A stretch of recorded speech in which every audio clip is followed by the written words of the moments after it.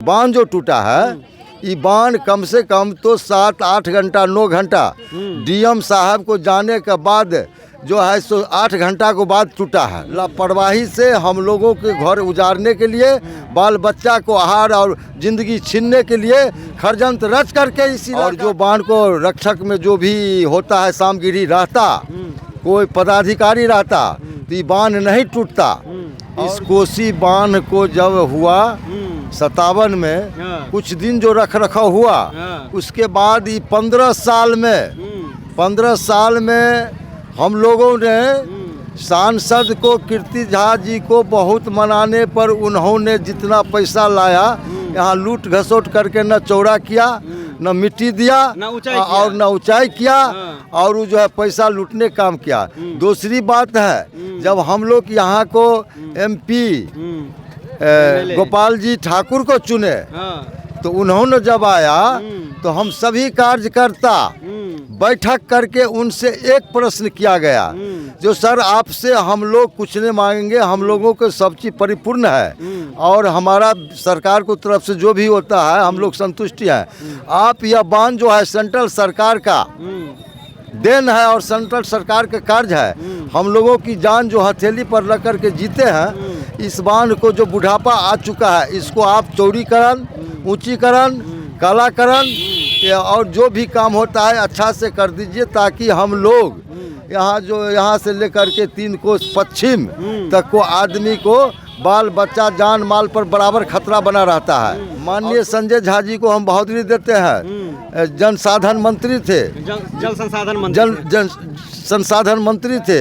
जब यहाँ लोगों को पेट में दर्द होता था मोटरसाइकिल हाँकते हुए तो उनको हम लोग पकड़ करके यहाँ से भेजा था, कालाकरण करवा करके हम लोग जीने की एक राख हो जा। जो कालाकरण आज बहुत हम लोग को बचाने की काम किया है। और ये बांध जो टूटा है, ये बांध कम से कम तो 7-8 घंटा 9 घंटा डीएम साहब को जाने के बाद जो है सो 8 घंटा को बाद टूटा है। और इस बांध को रख रखाव में अगर बोरा और जो बांध को रक्षक में जो भी होता है सामगिरी रहता, कोई पदाधिकारी रहता तो ये बांध नहीं टूटता।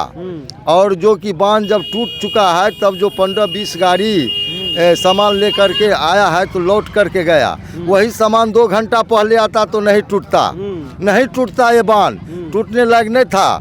ये पानी बह रहा था, उसमें जो है 2-4 बोरा भी लगाया जाता तो बांध नहीं टूटता।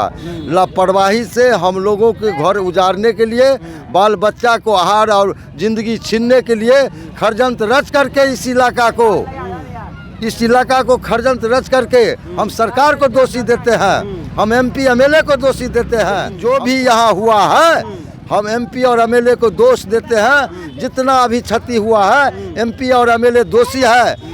जान माल को जितना गया है वो पूर्ति नहीं कर सकता। आएगा कोई मोदी बन करके, बताइए यहाँ मोदी को कोई देखा है? मोदी रहते हैं दिल्ली में, वही हुए मोदी।